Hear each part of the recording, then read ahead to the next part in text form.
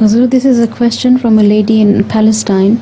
She wants to know that at the time of Hajj, who can be defined as a mahram, especially if she is not married and has no brothers and her father has passed away? What will be the definition of mahram during Hajj if that lady does not have the father or the brother, or that situation? The word mahram remains the same. It doesn't change its definition.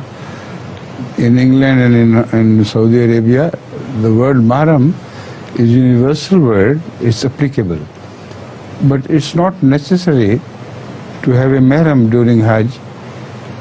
Husband is not mahram, but if some lady goes to Hajj with her husband, she can travel, but just alone by herself, without any mahram or without a husband, the ladies should not travel to Mecca.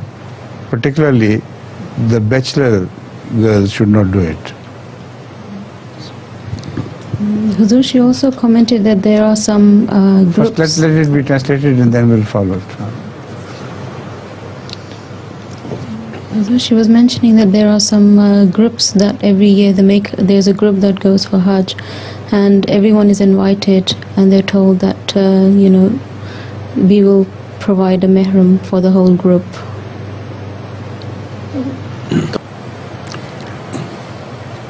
I think she says that if the ladies go in a group, yes, although there could not be any mahram among them, but as a group protection, yes, they are protected from evil things. And what about permission to go in groups for ladies? Is that right? Yes. Is that what you asked? So it's a matter